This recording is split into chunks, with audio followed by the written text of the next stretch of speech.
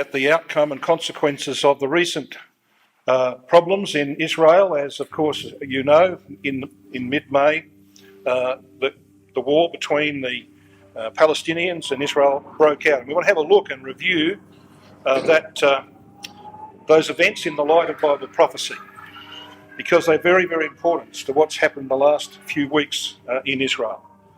I'm going to show initially, though, a 3-minute or so video just to remind you of what has happened. And what we saw, of course, was Israel shooting down the rockets that were being fired from Gaza City and the Gaza Strip. And they were using what they call the Iron Dome. Now, I don't see Brother Dave Clark-Smith here today, but back in 2014, in the last war of this kind, he was actually with a couple of other brethren in the land of Israel, and he picked up some shrapnel. Short-range rockets. Military experts fired 13 systems are required to defend all of Israel, designed to perform in all weather conditions. Enemy artillery fired from within a 70-kilometre radius is detected by the defence system's mobile tracking radar of Beersheba. The missile type is identified as the Strip is monitored. Several others have been sent to a weapon management and control unit, which calculates the likely point of impact. 13 systems are required to defend all of Israel. Populated or built up areas, enemy artillery fired from within a 70-kilometre radius shot down in the air by the defence system's mobile tracking missile launchers, each of which contains 20 missiles. Its path is monitored, and the data sent to a weapon management and control unit, which calculates the likely point of impact. If a missile is heading towards populated or built-up areas, the system will intercept it. Incoming targets are shot down in the air by one of the system's 3 missile launchers, each of which contains 20 missiles. Unfortunately, of course, not all of those rockets are intercepted, and so quite a few of them landed on cities and houses in Israel. And that's what you're seeing there now, some of the damage that was caused by the Palestinian rockets. And it needs to be pointed out, brothers and sisters and young people, that they fired, they say around about 1,000 rockets or so, but the Palestinians, Hamas, have got 10,000 rockets in reserve. So they've got a whole lot more ready to fire at Israel. And Hezbollah, to the north of Israel, had 26,000 rockets. And it's important to understand that, because you see there is no way that Israel is going to quell either Hamas or Hezbollah by war. So we want to find out how Israel's going to get their peace required by Scripture, as we just read in Ezekiel 38. So Israel gave warnings about the buildings that they were going to target, because they know that Hamas, of course, have set up their centres, their offices in places like schools and hospitals and government buildings where they think they're going to be untouchable by Israel. So we ask the question, what next? And I make the point again that the reason that Israel entered into a ceasefire, there's a couple of reasons. One is that the peace was broken by Egypt, and Israel doesn't want to upset its relationship with Egypt because they've got peace with Egypt. And the second reason is that Israel has come to the knowledge that they will not be able to wipe out Hamas and Hezbollah.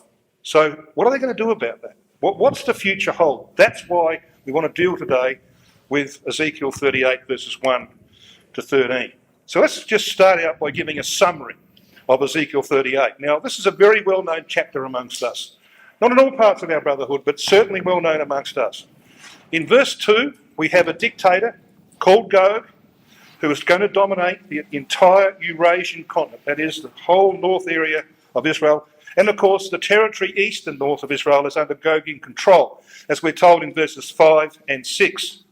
A dependent Europe will fall under Gog's political control, we know from verse 6, without the need for war, by the way. And we know from verse 8 that the West Bank is to be part of Israel proper. Verses 8 to 11 tell us that Israel will be at peace internally with near neighbours, and that in verse 12 they will be very prosperous and envied by other nations.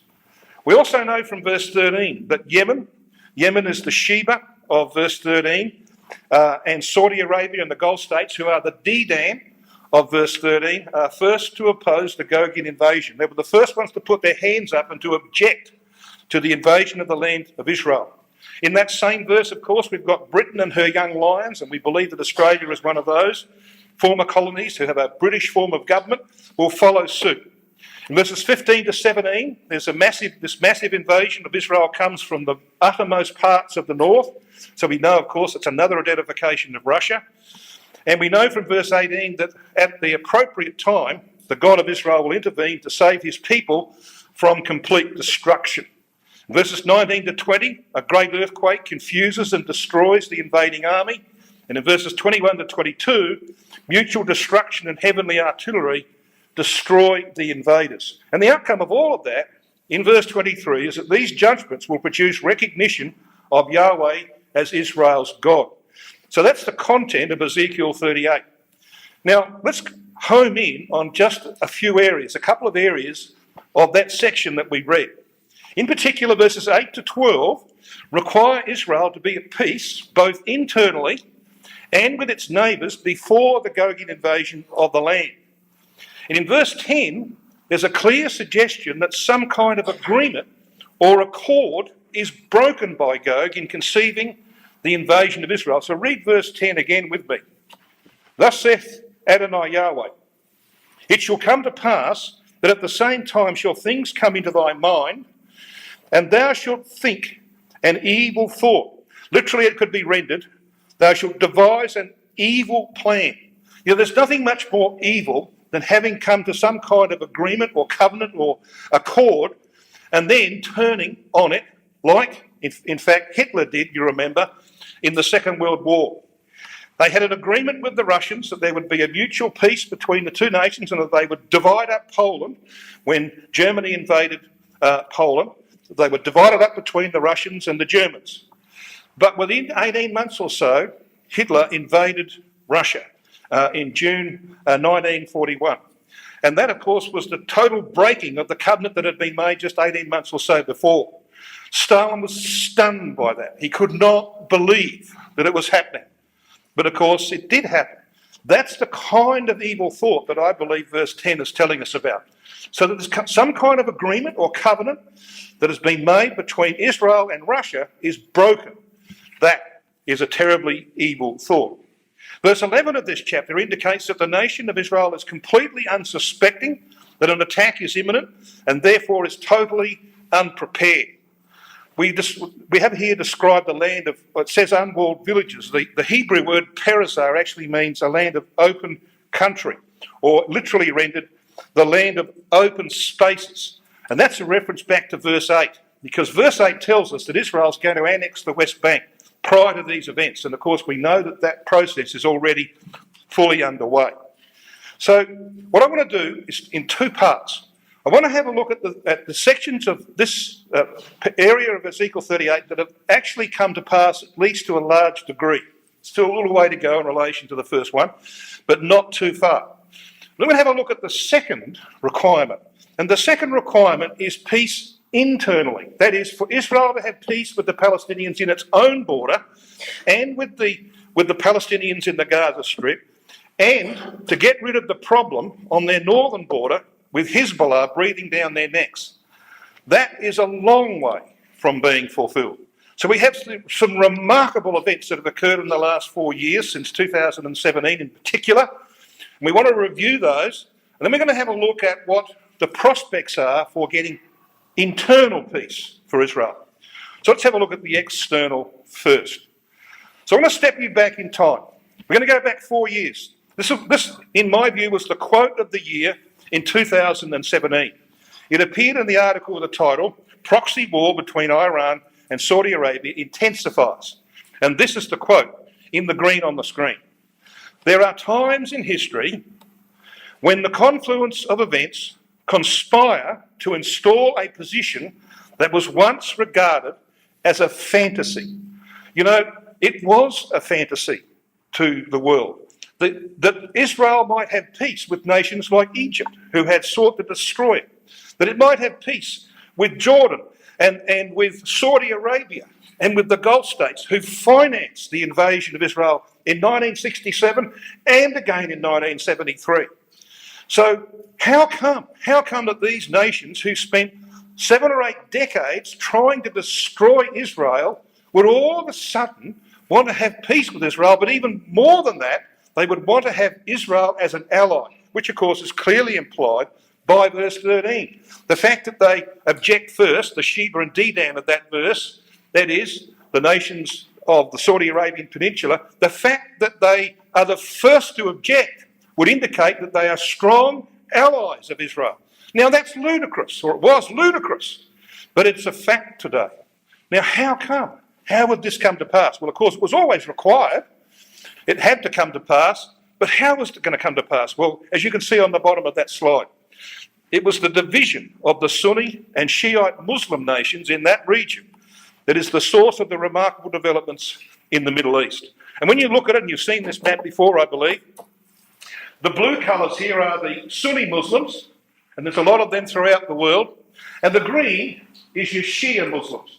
Now, they hate each other with a passion. They have a different imam. They are on different roads in terms of their religion. The Shias are very strong. They have Sharia law and things like that. Very, very strict on a whole range of things. And they hate the Sunnis. And, of course, Saudi Arabia and these areas here is Sunni. In fact, Yemen is partly Shia. But Iran is 100% Shia, and Iraq is 60% Shia. And that's why there's tension between them, because Iran, of course, has been attacking its neighbours for some time. So articles came out like this: Iran, the real enemy, not Israel. So this Saudi columnist wrote on the 6th of June 2017 that while there's no need for demonstrations of friendship toward Israel, a country that occupies Arab land, at the same time, there's no need for unjustified demonisation of Israel, especially at a time when the Palestinians themselves and Arab countries have already signed peace treaties with Israel. A careful examination of the question of who is the enemy will, he says, lead to the clear conclusion that it is Iran and not Israel that poses a threat and endangers Saudi Arabia, and that everything possible must be done to defeat it. So this is why those nations, Saudi Arabia and the Gulf states, have begun at least to make very strong moves towards peace with Israel.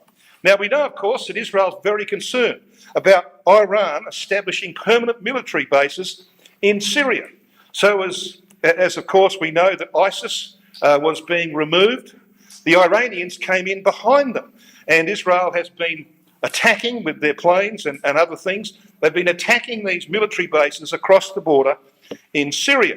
So that means that Israel has a problem with Iran, just like the Gulf states and Saudi Arabia have a problem with Iran.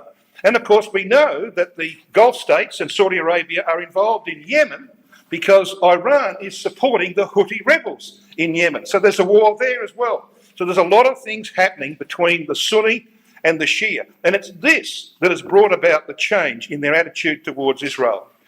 The changing of the Arab mind. And this fellow Hakim wrote an article in March 2017, I think it was, in which he said this: the Arab mind must liberate itself from the legacy of former Egyptian President Gamal Abdel Nasser and the legacy of both the Sunni and Shia sects, which has instilled for political interests the culture of Jew hatred and denial of their historic right in the region.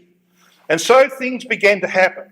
When Donald Trump came to power in January 2017, the US policy towards Israel changed. And he began to put pressure on these nations in order to have a different approach to Israel. And one of the things that happened that was very, very important was the Saudi king's decision in 2017, in the middle of the year, to elevate his son, Prince Mohammed bin Salman, who was at the time 31, to the role of Crown Prince, which is like the Prime Minister of the country. He's heir to the throne, and when his father dies, he will take that position. Now, you know this fellow, because he unquestionably gave orders to have that fellow who was murdered in the in Turkey, you remember, in the Saudi Arabian embassy. He was murdered and put in suitcases and carried away. You've heard of him. Well, no doubt this man, Mohammed bin Salman, was probably behind that move. But nothing has happened to him. He hasn't been put out of office because God has a purpose with this man. And this article goes on to say this: it is not merely an internal affair of the Saudi Arabians, of the royal hierarchy, but a game-changing international event. And it's all been, of course, the hand of God working through men like Donald Trump, that has come to pass. And of course, Donald Trump had a Jewish son-in-law who was deeply involved in what happened over the 4 years of his rule. So why does Saudi Arabia need Israel? Well, another article told us that. This is November 2017. The third leg in this three-legged peace stall is a joint Saudi and Israeli effort to defeat Iran and Hezbollah and develop a plan to interrupt an imperial desire for a Shia crescent. When an Iranian missile was fired into the Saudi capital, the Crown Prince realised a direct confrontation with Iran is inevitable. He also assessed his ability, because at the time he was the defence minister of Saudi Arabia, he assessed his ability to defeat Iran in a land battle and concluded his forces do not measure up. However, with Israeli assistance, a joint force might prevail. Hence, the Crown Prince is developing joint military manoeuvres with Israel as his key ally. And that is where the thing took off. The old Saudi Arab League peace plan of 2003 is a dead letter, said this Debka article. Riyadh, the capital of Saudi Arabia, has dropped its demand that Israel accept the Palestinian state with East Jerusalem as its capital. Since the original Saudi peace proposal, which the Prince called Plan A, was dead, it is necessary to move forward to Plan B. So what is Plan B? Plan B is essentially as follows. The state of Palestine would be established in the Gaza Strip plus large tracts of territory to be annexed from northern Sinai. Egypt had agreed to that outline. Now, that is incredible, isn't it? We've got the Saudi Arabians, and they wouldn't publicise this, of course, to the world, but they've abandoned the idea of a Palestinian state in the West Bank with East Jerusalem as a capital, and they are saying, well, give the Palestinians a state in the Gaza Strip. Oh yes, give them some extra land, but let them have their state down there. Now, we've done this exercise before in this hall, but I'm going to do it again. I'm going to take you to those two references that you see on the base of that slide. Joel chapter 3 and verse 4 and Zephaniah chapter 2, verses 4 to 7. So come along with me to those chapters. Joel chapter 3, first of all. We're going to see what the scripture has to say about the possibility of a Palestinian state. There certainly won't be one in the West Bank, because Ezekiel 38 verse 8 makes it very clear that when Gog comes down upon the mountains of Israel, they don't come down upon the mountains of Palestine. That will not be a Palestinian state. The land of Israel will be opened up. Today you've got to go right around the West Bank to get to the north of Israel. When we read Ezekiel 38, it is a land of wide open spaces. You'll be able to go up the central massif of the land. No problem, because that will be part of Israel proper.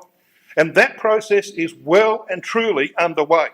In fact, the current government, we don't know how long it's going to last in Israel, but the current government, led by a fellow called Bennett, he's a right-wing politician. His policy is to annex the West Bank. Just like Netanyahu's, just like Benny Gantz, who was the leader of the Blue and White Party in the elections that have gone, Israel now has a policy that everybody basically agrees with in the government circles. They are going to annex the West Bank. So it will not be a Palestinian state. So where might that be? Well, Joel 3 might help us. Joel 3 verse 4. Now we know the context of this. We know the early verses are the same as Zechariah chapter 14. They're the same as Ezekiel 38. It's about the invasion of the land by this massive host from the north. They come down into the land and they come to Jerusalem, and that's where they're destroyed, as we read, of course, in verses 2 and 3. But verse 4, we read this. Yea, and what have ye to do with me, O Tyre and Sidon?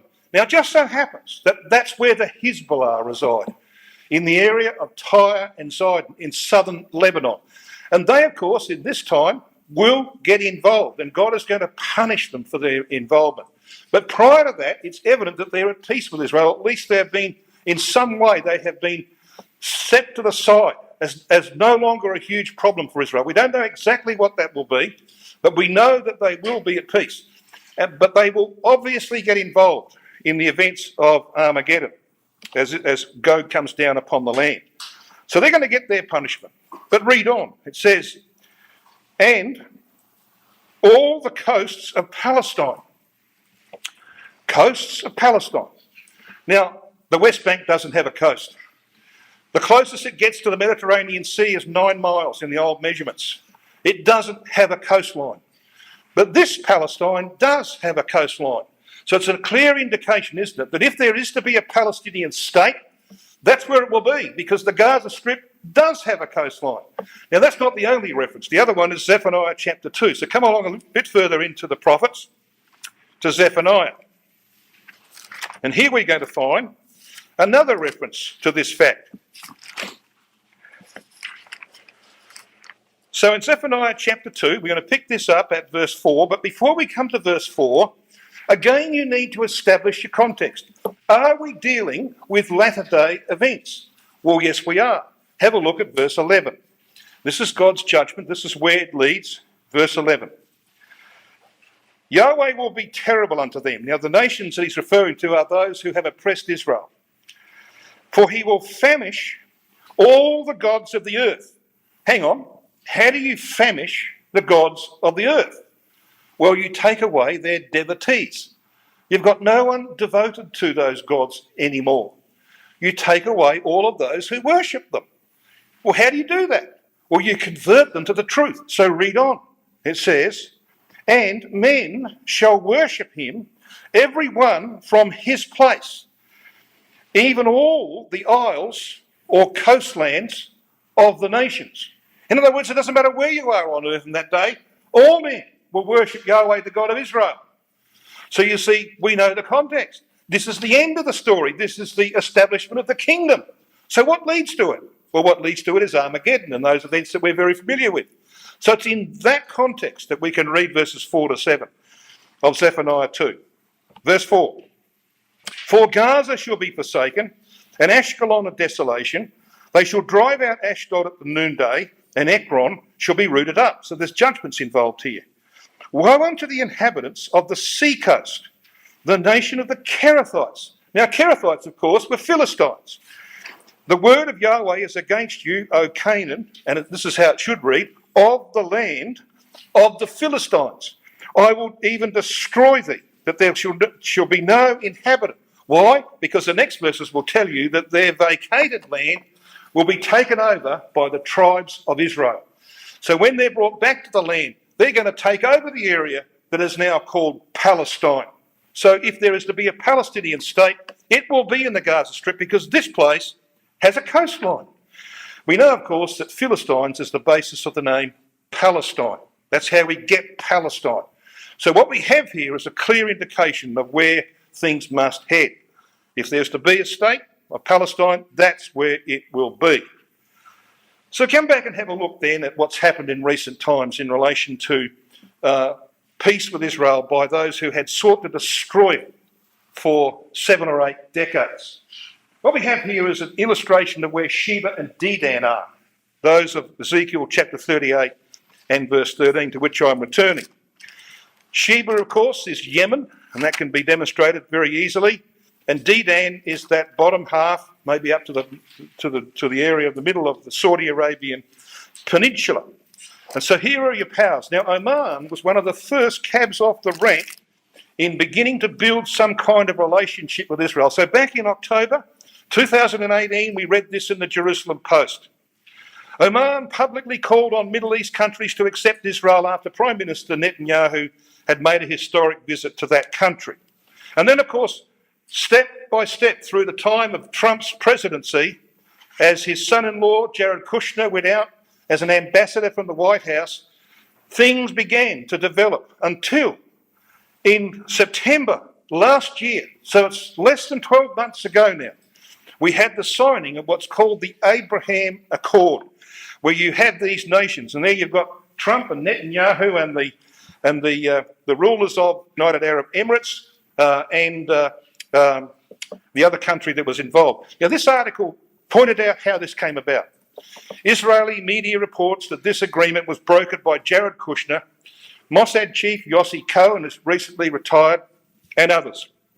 But foremost, Sheikh Mohammed bin Zayed, ruler of the UAE, has boldly led the Middle East into what will not just realign the region's geopolitics, but quite likely those of the whole world. Now, they don't even know what they're saying, really, do they? We know that what's happening here is going to ultimately realign everything in this world, because it will introduce ultimately the kingdom of God. As per the agreements, the UAE and Bahrain will establish embassies, exchange ambassadors, cooperate and work together with Israel across a range of sectors, including tourism, trade, healthcare, and security. So prophecy requires Sheba, that is Yemen, and there are things happening there, and Dedan, Saudi Arabia, that is just part of Dedan, Oman and the Gulf states to be supportive allies of Israel at the time of the Gogian invasion. So Netanyahu knew how important this was. And this particular article in the Hindu newspaper in September 2020 made that point. Netanyahu described the accord as a pivot of history, heralding a new dawn. And then he said this: "You have heard from the president," meaning Trump, "that he has already lined up more and more countries. This was unimaginable a few years ago," and he's quite right. "But with resolve, determination, a fresh look at the way peace is done, this is being achieved." He left out one thing, of course. He left out the fact that God was involved in this, that the hand of the angels was involved in this, in order to fulfill Bible prophecy. But that's their problem. They don't see God as being the one who will ultimately redeem them. But even in Saudi Arabia, they're trying to change the attitude of people. And they're using sermons in their mosques to achieve it. This was reported by the Jerusalem Post that this particular fellow, Abdul Rahman al-Sadais, the Imam of the Grand Mosque in Mecca, has been interpreted, when he gave this particular so-called sermon, that Arabs and Muslims need to develop normalisation with Israel. And in his sermon, he said that Islam requires Muslims to respect non-Muslims and to treat them well. So they're trying to change the attitude of their people towards Israel. And then, of course, before Trump went out of office, he had lost the election by the middle of November last year. He went out of office. He wasn't going to give up, of course. He thought he might stay in office, as we know. But he sent his Secretary of State, Mike Pompeo, to Saudi Arabia. And he met with Crown Prince Mohammed bin Salman and others in that place to discuss future moves towards normalisation of relationships between Israel and the Arab states. So that's a quick review, isn't it? A quick review, and we've heard this before, of how verse 13 of Ezekiel 38 is coming to pass. There are still a few steps to be taken, but we have seen some dramatic things in the last 4 years that have occurred that we didn't expect probably to see from here. But, there's always a but. Israel doesn't yet have peace. Peace internally, and of course the events of the last month have proven that. They don't have peace within, and that's required by Ezekiel 38. So let's just remind ourselves of that again. It says at the end of verse 8 of Ezekiel 38 that having been brought back to the land when Gog's going to invade, it says at the end of that verse, "and they shall dwell safely, all of them." That word safely means securely. So, then you read verse 11. It says, "And thou shalt say, I will go up to the land of wide open spaces. I will go to them that are at rest." That word means to be in a state of repose or peace. That dwell safely. So here we've got this security again, to live securely. All of them dwelling without walls and having neither bars nor gates, which strongly suggests that the green line and the walls that divide Israel from the West Bank today will have been taken down. And that's how you'll get this land of open spaces. And they will have this eternal peace. Really? The events of the last few weeks tell me that that's some distance away. So how's that going to happen, do you think? Well, one thing we know, and Israel knows, they're not going to defeat Hamas and the Hezbollah by war. They didn't do that back in the 1980s when they attacked Lebanon. They could not achieve what they wanted to achieve.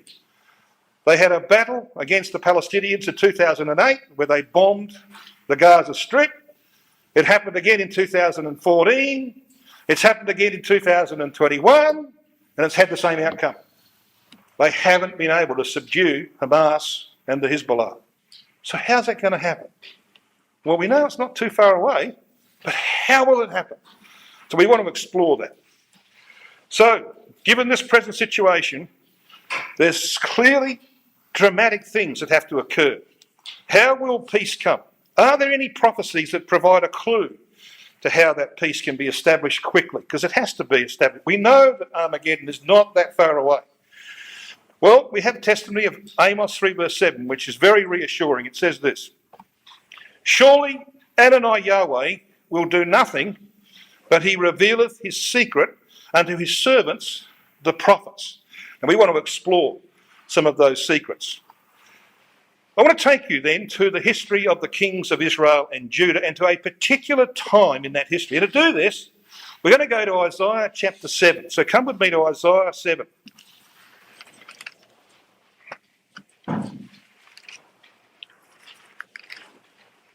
Now, what you can see on the wall is the history of the kings and prophets of Israel and Judah. Pretty well-known chart, this one. And you see the yellow line of the kingdom of Israel in the north, and they came to an end in the 6th year of Hezekiah, king of Judah. All right? Well, Hezekiah's father was the worst king of Judah. His name was Ahaz. You know, the scripture, it's almost like God is exasperated with this man. He writes in Chronicles, "This is that king Ahaz." That's how bad this man was. He was totally faithless.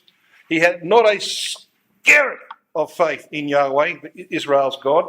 And that's proven as you come to Isaiah chapter 7. So let's have a look at what happens here in verses 1 and 2 of Isaiah 7. "And it came to pass in the days of Ahaz, the son of Jotham, the son of Uzziah, king of Judah, that Rezin, the king of Syria, and Pekah, the son of Remaliah, king of Israel, went up toward Jerusalem to war against it, but could not prevail against it. And it was told the house of David, saying, Syria is confederate with Ephraim. And his heart was moved, and the heart of his people, as the trees of the wood are moved with the wind." So he had a problem. He had a huge problem. But it just so happens that his problem is the problem, or was the problem, of Israel today. He had two enemies seeking his destruction. One of them was Syria, which of course is the case with Israel today, and the other one was those who now inhabit the area of northern Israel, because the area of southern Lebanon was once the territory of Israel. In our readings recently, we've just read, when the territory was divided up, that Sidon was part of one of the tribes of Israel. Well, it's part of Lebanon today. So where the Hezbollah are is what was once northern Israel. So the enemies are in the same place, exactly the same place. So what we're going to find is that we have here a prophecy of the future, and we'll look into that in some detail. When you look further into Isaiah chapter 7, from verses 3 to 11, Yahweh seeks to help Ahaz, and he offers him a sign. He says, "Ask of me a sign. I'll give you a sign that I will save you from these enemies. There's no way I'm going to let them overthrow the throne of David.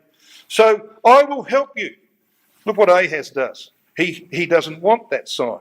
He said, verse 12, "But Ahaz said, I will not ask, neither will I tempt Yahweh.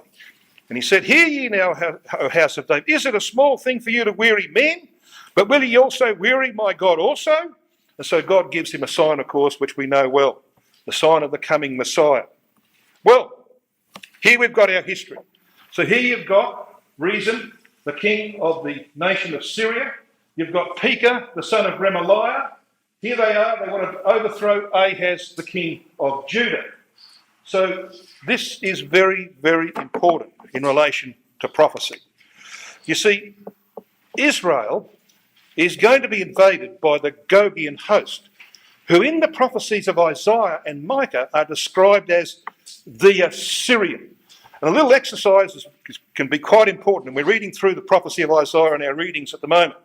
A little exercise in Isaiah can help you.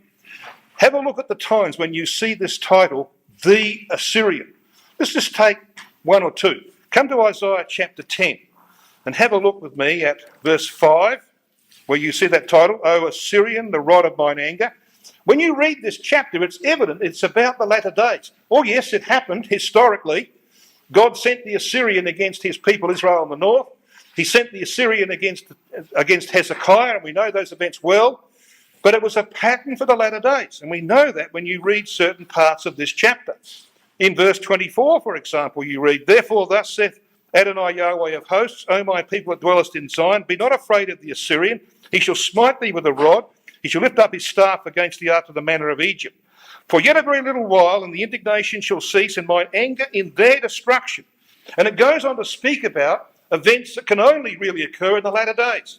That's also true in chapter 14. Just turn a few pages in your Bible to Isaiah 14 and have a look at verse 25. Verse 25 says, that I will break the Assyrian in my land, and upon my mountains tread him underfoot. Then shall his yoke depart from off them, and his burden depart from off their shoulders. Now, what's this about? What era is it about? Well, read the next verse, verse 26.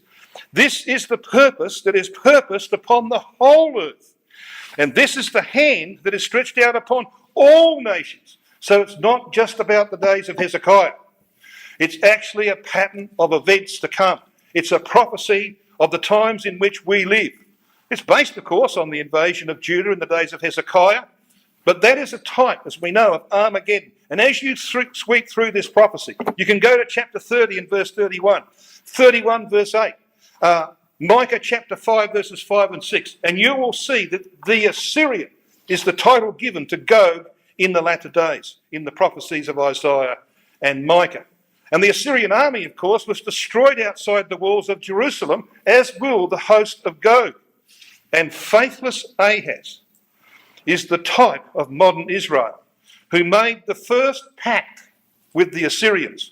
And that's recorded for us in 2 Kings chapter 16. So come to 2 Kings and have a look and see what they did in the times of Ahaz, the king of Judah. 2 Kings chapter 16. We read in verses 7 to 9.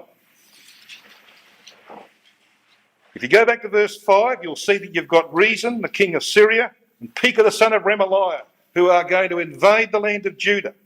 So what does he do? In verse 7. So Ahaz sent messengers to Tiglath-Pileser, king of Assyria, saying, I am thy servant and thy son. Really? Come up and save me out of the hand of the king of Syria, and out of the hand of the king of Israel, which rise up against me. And Ahaz took the silver and the gold that was found in the house of Yahweh and in the treasures of the king's house, and sent it for a present to the king of Assyria. He's going to buy him off. And in verse 9, and the king of Assyria hearkened unto him, for the king of Assyria went up against Damascus and took it, and carried the people of it captive to Kir, and he slew Rezin. Yes, and history records that when the Assyrians came to Damascus, they killed Rezin. And Damascus lay in ruins for 40 years. That's how long it was subdued. So they were subdued in around about 720 BC under Tiglath-Pileser, taken and destroyed and lay in ruins for 40 years. Damascus today is half in ruins. And it won't be long. If I was President Assad of Syria, I would resign and find a safe place somewhere else in the rest of the world. Because you see, if the pattern follows, Rezin was slaughtered by the Assyrians. So his future doesn't look very bright. If that is a pattern of history that is actually prophecy, I don't think he's very secure. Damascus is already half in ruins, and it will eventually be fully in ruins. They were taken away into captivity like the northern kingdom of Israel. The prophecy was fulfilled, we know, from Isaiah chapter 17 and verse 1. Just a few pages on in Isaiah, you read in verse 1. The burden of Damascus. Behold, Damascus is taken away from being a city, and it shall be a ruinous heap, as it was indeed for 40 years. And the kingdom of Syria remained a province of Assyria till the capture of Nineveh by the Medes in 625 BC, when it fell under the conquerors. The destiny of Damascus is clear.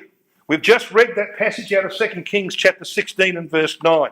And we've just read Isaiah 17 verse 1, that place is going to be decimated by the Assyrians. And of course we know that Russia is installed deeply in Syria and it's going nowhere. And they are becoming tired of Assad. You could read reports of how the Russians are becoming very agitated with Assad. He's making demands that they're not intending to give. And so the day will come when he will be, I believe, removed. So, if Ahaz made a covenant with the Assyrians of the past, and we know that these events are a type, what does that mean? Well, it means that Israel will make a covenant with the latter day Assyrians, with the Russians. So how far do you think this has advanced? How far have they gone down that road? We want to deal with that now. So what would a covenant between Russia and Israel achieve? Well, Russian control of Syria removes the last enemy among the nations surrounding Israel. They're at peace with all the others. Russian domination of Iran would end the nuclear threat to Israel. Now that would be a bonus, wouldn't it? Any agreement would include Russian approval for Israel to eliminate Iranian-backed Hezbollah in southern Lebanon, or at least quieten them.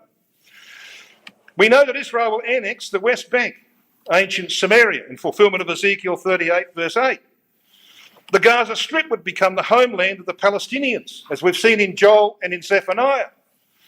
And we know from Ezekiel 38 verse 8 that that is required because, you see, Gog comes against the mountains of Israel. And the mountains of Israel, of course, 90% of them are in the West Bank. This red line, which of course they call a green line, that is the the West Bank. Gaza Strip's over here. This area, 90% of that is the mountains of Israel. So we know that that's going to be annexed by Israel before Armageddon. So is there any evidence that Russia and Israel are moving towards some kind of agreement that secures peace for Israel, both internally and with its neighbours? Well, yes, there is. So I'm going to take you back. I'm going to take you back 10 years. 10 years. And we're going to see what's been happening between Russia and Israel. In 2011, Vladimir Putin said, Israel is in fact a special state to us. It is practically a Russian-speaking country. Now, I think that might be a slight exaggeration, but it's not a complete exaggeration, because over 1.5 million people in Israel do speak Russian, because they came to Israel from Russia in the 1990s. And they and their children still speak Russian. He goes on to say, Israel is one of the few foreign countries that can be called Russian-speaking. It's apparent that more than half of the population speaks Russian. He is given a little bit of exaggeration at times. Putin additionally claimed that Israel could be considered part of the Russian cultural world and contended that songs, which are considered to be national Israeli songs in Israel, are in fact Russian national songs. He further stated that he regarded Russian-speaking Israeli citizens as his compatriots and part of the Russian world. So it gives you a bit of an idea of where he's coming from. You see, of the 8.18 million in the land of Israel today, 1.6 million are Russian Jews and 1.7 million are Arabs. In May 2013, and we know this from the events that occurred in that month, there were 10,000 Red Army, Russian soldiers that is, veterans, who had served in World War II. Think about that. 10,000 of them living in Israel. So the family links are very strong. And that's why you see things like this in Jerusalem. You see the wall of Jerusalem there? Here's a van. I love Putin. Someone has written into the dust on the back of that vehicle. I love Putin. Putin visited Israel in June 2012. He said the talks had been detailed and very useful. Shimon Peres, who was at the time the president of Israel, visited Moscow in November 2012 for the inauguration of the Jewish Museum and Tolerance Centre in Moscow. And there's been growing cooperation with Russia, especially when Russia came into the Middle East in September 2015. It was Netanyahu who was one of the first international leaders to get on a plane and to fly to Moscow so that he could nail down an agreement with Vladimir Putin that Russia and Israel would not clash over Syria. Have you heard of any? Well, the Israelis mistakenly shot down a Russian plane, but they apologised and Russia said, well, don't worry about it. Really? There's been no incident between Russia and Israel's flying over Syria. They're flying over to destroy Iranian bases. Russia says, oh, do what you like. Really? How did that come about? It came about because there is an agreement already. Netanyahu, of course, was very strongly opposed to the Six Nations who agreed the Iranian deal to stop Iran getting a nuclear weapon. And they believed that they'd made a historic mistake. And of course, that's why when Trump withdrew from that agreement, Netanyahu strongly supported that. You know, there's an interesting little passage in Hosea chapter 12 and verse 1. It says this: Ephraim feedeth on wind, and followeth after the east wind. He daily increaseth lies and desolation, and they do make a covenant with the Assyrians, and oil is carried into Egypt. So there is clear proof that this is happening. So here's Wikipedia on Israeli-Russian ties. In October 2015, Israel and Russia held meetings to coordinate over Syria and to avoid accidentally clashing or scrambling each other's communications while operating over the country. In March 2016, Putin said the relations with Israel were special and based on friendship, mutual understanding, and the long common history. Putin stated, Russia and Israel have developed a special relationship. 1.5 million Israeli citizens come from the former Soviet Union. They speak the Russian language, are the bearers of Russian culture, Russian mentality. They maintain relations with their relatives and friends in Russia, and this makes the interstate relations very special. Now, this is something, of course, that is not widely known, but it's there on the internet, in Wikipedia, recording all of the things that have happened. We know that this is happening. This is a Debka report from the 10th of June 2016. Russian President Vladimir Putin and Israeli Prime Minister Benjamin Netanyahu decided at their 7th of June meeting in Moscow to deepen the military ties. Notice that, to deepen the military ties between the Russian and Israeli armed forces. This historic decision spells the end of the IDF's unique relationship with the US, this article stated. In fact, on 6th of September 2010, Russia and Israel signed a 5-year military agreement, and that's why they met in 2016. They were re-signing it. They were going on another 5-year agreement between Russia and Israel on military matters. And the Russian leader tried to convince Netanyahu at the time by saying that the presence of the Russian Navy and Air Force in the area of the Middle East, right up against Israel's border, would guarantee that no Arab or Muslim military force such as those of Iran, Syria and Hezbollah would attack Israel's gas fields. So they are edging closer to Russia. The Syrian crisis, of course, has brought Russia to Israel's northern doorstep. And Netanyahu said in October 2015, Israel is aware of the fact that it has a Russian border now. Israel is a small, strong country, Netanyahu said, and it needs to make sure it doesn't enter any unnecessary conflicts. So threatened, and with its relationship with the Obama administration at that time in tatters, and Russia at its borders, Israel has been forced to consider its future allies in the region. And it seems as though they realise that Russia is their only hope. We get articles like this now. Why Russia may be a smart business partner for Israel. This is February the 23rd, 2016. Israeli leaders, though, embrace a realpolitik view regarding their national security. And Netanyahu prefers to handle Israel's security concerns regarding Russia's presence in Syria, especially Israel's red line on the transfer of advanced arms to Hezbollah by Iran or Syria, via military coordination and a search for common interests. In that context, inviting Russian participation in Israel's gas industry would offer the Israelis tremendous leverage in pushing Putin to prioritise core Israeli security interests in the region. So sum that up in layman's terms, simple terms. What that's telling us is this, that Israel is beginning to think this way. Now, they refused the 2016 offer, but they're going to be forced eventually to do this. They are saying that if we bring Russia in on our side, if we got an agreement and they come into this area, Hezbollah is not going to fire rockets at us. Hamas is not going to fire rockets at us. Because if they fire rockets at us, they're going to hit Russians. And then Russia's going to respond. So Russia will be our protector. Exactly what Ahaz did. That's exactly what he did.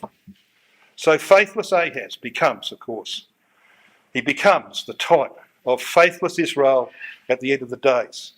So allowing Gazprom a role in Israel's energy industry could play a direct role in securing the safety and security of Israel's offshore gas exploration infrastructure and of the nation itself. Inviting the Russians in, though, could solve this problem in a stroke. Hence, Hezbollah remains a key piece of Russia's Shiite alliance, an axis that greatly benefits from Russia's air power over Syria. This provides Moscow tremendous leverage over Hezbollah. If Russian citizens were located on the offshore drilling rigs, it is almost inconceivable that Hezbollah or even Iran would attack these installations and risk Russian civilian casualties. I mean, you could not ask, could you? Could not ask for a better development to see the realisation of that prophecy concerning Ahaz of old. These two men, we know that Netanyahu is not currently in power, but don't write him off. And if God's got a purpose for him, in the future, he'll be back. These two men have a very, very close relationship, and they have been building that relationship. Oh yes, it took a little bit of went into cotton wool for a while when Trump was in office and Netanyahu could derive benefit from a relationship with America. But that's gone. We've now got, of course, Biden, who was the vice president in the rule of Obama, and Obama was anti-Israel. So there's no doubt that American policy will change towards Israel under Biden. And this is what we read about 2018.